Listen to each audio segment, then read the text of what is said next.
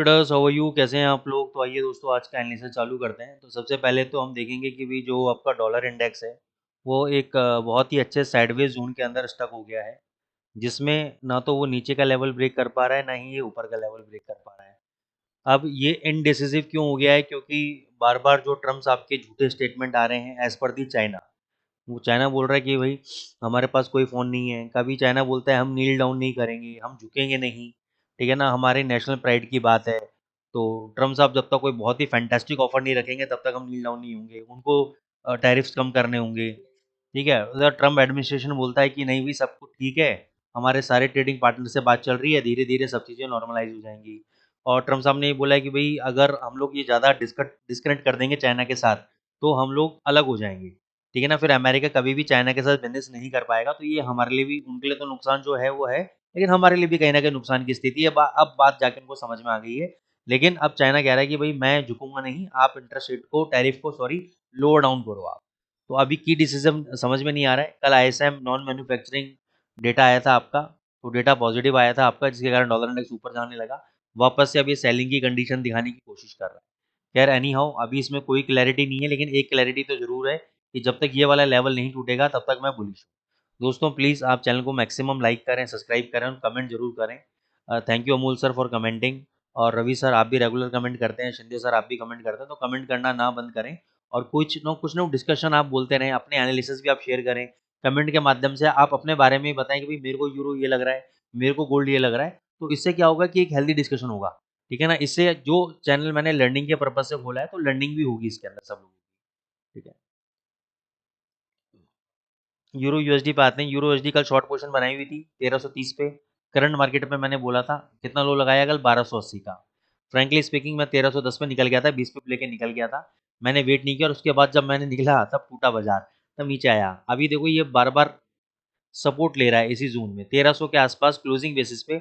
हमेशा 1300 के ऊपर क्लोजिंग कर देता है, मतलब उसके नीचे तोड़ ही नहीं पा रहा है, ठीक है ना, क्योंकि डॉलर भी अभी डाइसी हो रहा है। तो ऐसे सिचुएशन के अंदर अभी हम सर ट्रेडिंग को थोड़ा सा अवॉइड करेंगे।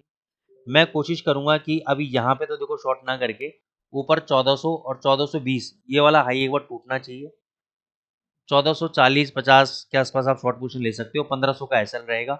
टारगेट आपके नीचे के रहेंगे। अब अगर मान के चलो नीचे टूटता है, नीचे कहाँ, 1250, थोड़ा सा वेट करेंगे। अगर ये 1250 का लेवल ब्रेक करता है तो ये फिर 1100 तक जाने के लिए रेडी बैठा है, फिर वहां पे शॉर्ट पोजीशन बनाएंगे। अभी क्योंकि हम 2-3 बार हमने शॉर्ट पोजीशन बनाई, दोनों तीनों पोजीशन में हमने प्रॉफिट बुक किया, तो अभी थोड़ा सा हम शांत बैठेंगे, क्योंकि अब मार्केट यहाँ से ऊपर नीचे टर्न अप कर सकता है।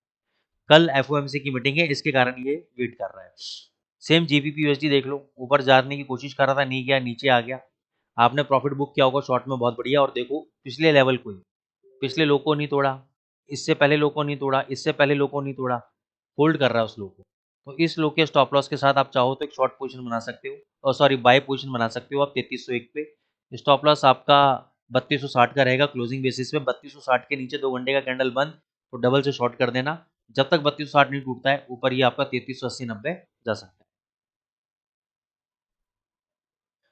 यूएसडी जेपीवाई में कल कोई मूवमेंट नहीं थी, थोड़ी बहुत नेगेटिव मूवमेंट दी। मैंने आपको 142.90 का लेवल दे रखा है, जब भी ये 142.90 के आसपास आए तो बाय ट्रेड लो, और ये वाला 141.90 का अपना स्टॉप लॉस रखो। ये आज के लिए भी वैलिड है। गोल्ड में हमने 3300 के आसपास बोला था शॉर्ट करने के लिए, आपने शॉर्ट किया, एसएल कट गया। 3300 के ऊपर ये 2 घंटे का कैंडल बंद हो गया था 3308.74 पे। इसका हाई था 3309, ये करते देखो आज कितना ही लगाया, 3387। अभी रजिस्टेंस क्या है, 3385। ये जो लेवल है ना, ये वाला, ये देखो, ये आपका क्या आ रहा था, 3385। हाई कितना लगाया है, 3387, वहीं से टर्न अराउंड हुआ है। अब ये भगा क्यों है, मैंने आपको बताया था कि भाई आपका इसराइल का और सर बताया नहीं था, लेकिन ये भग इस वजह से रहा है कि इसराइल का और गाजा का दोबारा से जियो पॉलिटिकल टेंशन चालू हो गई है। चाइना ने बोल दिया कि हम दोबारा रीपर्चेज करेंगे गोल्ड को। तो ये गोल्ड तो कभी नीचे जाने वाला कमोडिटी था ही नहीं, ठीक है। ये सेंटिमेंटली जो यहाँ पे फॉल आ रहा था, बिल्कुल आ रहा था, लग भी रहा था कि हमें 3100 आएगा, 3050 आएगा, लेकिन नहीं आया। लेकिन हमारी पोजीशन बाय में चल रही थी और उसमें हमें लॉसेस भी लग रहे थे, लेकिन अब वो लॉसेस सारे कवर हो चुके हैं, ठीक है। लेकिन ऑब्वियसली बात है, इतने हाई लेवल पे तो मैं बाय करने वाला हूँ नहीं। क्या करेंगे, आज इमीडिएट साइकोलॉजिकल रेजिस्टेंस है 3400 का। दोबारा अगर ये थोड़ा सा ऊपर जाता है, 80-85 के आसपास मिलता है, या एक बार इसके हाई को तोड़ता है, 90-95 जाता है, तो वहाँ पे शॉर्ट मारेंगे। 3400 के ऊपर वही, अगर 15 मिनट का कैंडल भी बंद हो गया तो वहाँ पे फिर ये 3440 तक जाएगा। अब वहाँ पे आप बाय करोगे नहीं करोगे मेरे को नहीं पता, उस समय फिर आपको स्टॉप लॉस रखना पड़ेगा 3385 का, ठीक है, 3440 का टारगेट रखना पड़ेगा। ऊपर अगर ये आज का हाई तोड़ता है 90 तक जाता है 95 तक जाता है, वहाँ पे शॉर्ट पोजीशन बनाओ, वहाँ से 20-30 पॉइंट का टारगेट लो।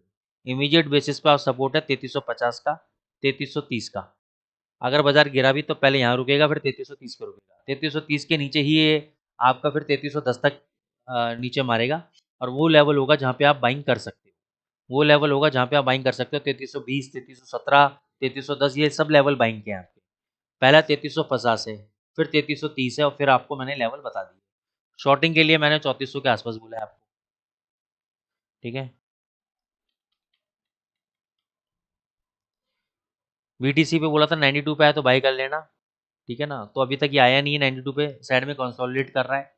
तो अभी जो मैंने 92 वाला आपको बताया था उसको अभी हम अवॉइड करेंगे।